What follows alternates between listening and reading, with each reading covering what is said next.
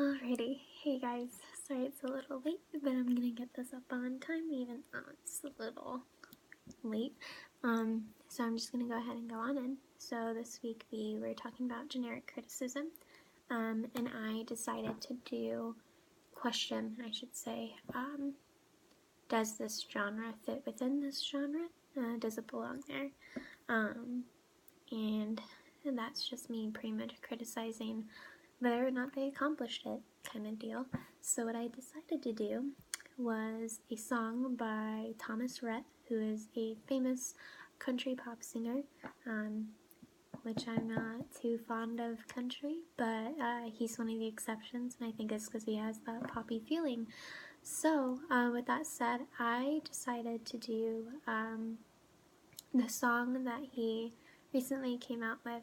It was originally an acoustic country song, or it was supposed to be, and then he decided to release a mixed version of it as a EDM, or electronic dance music version of it. And so that's the song I'm critiquing. It is called Leave Right Now. Originally it came out in actually, I want to say, 2017.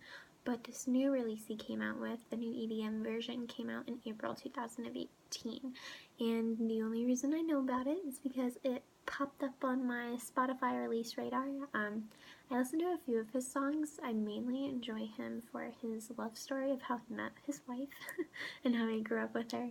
And I actually don't mind a few of his songs. He's most definitely like the exception of me listening to country. I'm not a big country person. But with this song, what he did is he took these bands like Calvin Harris, an artist, Hippie Sabotage, a really like EDM house music kind of group, and then he also took Disclosure, another artist that works with bigger artists with that kind of music, if you've listened to it before. If not, you've probably heard a Chainsmokers song, Believe It or Not, whether you want to believe it. But that's where he was saying he got the inspiration to release this song, to do it like that. So I'll give you some context of when he released it and why it was a good time to release it. And also the audience he's attempting to reach out to, and is he successful at doing it? So from there, now I'm going to go ahead and start. So like I said, Thomas Rhett is categorized as an American country pop singer, and the song Leave Right Now, like I said, was originally an acoustic song. So this song, originally the acoustic version, was on his Studio Third album, and it was released in 2017 under the album name Life Changes. So Thomas Rhett, the studio, was doing, like marketing for it and still pushing that album to keep going up the charts and stuff, so he decided, let's remix the song and release it. And he got his inspiration from the Chainsmokers, like I said, and put the bass drops right before the chorus, which is usually what EDM music does. So with that being said, the studio released an album, or released the album with the new mix on it, and although it felt out of place to a lot of his country diehard fans, it actually went up the charts to number 38 on the Hot Country Songs chart. So with the song being released in 2017 as an acoustic version, and then being re-released in 2018 as an EDM version, he honestly did it at the prime time. It's a very huge genre right now, especially with my population, being a millennial, I'm looking for that word, my generation, there we go. So with that, he chose the right time, and if he would have released it later, you never know. If he would have released it sooner, you never know. So, either way, the guy took a gamble in doing it. But I also want to remind you, moving on, Thomas Rhett is 28 years old, who's very much still influenced by today's times. He wants to keep up with what's changing, and he wants to be on top of it, while he also wants to take some risks in doing that with his career. So he's an older millennial. He's a millennial, just an older millennial. And again, he wants to be a part of our generation. So with him being a country pop artist, he's easily relatable. He can help relate to anybody from the age of 6 to the age of 96, and he does this with having a solid country foundation. He has the voice, he has the acoustic guitar, the twang, he has all of that stuff to it, and just adding in that EDM reaches out to more of my generation. It's not for everybody. Played it for one of my friends who's a die-hard country fan, and she's older. Like, I mean, it's not older. She's in her 40s. That's not old at all. But, I mean, she's older than me. She's a different generation. She didn't really care for it. But, she saw why he did it, if that makes sense.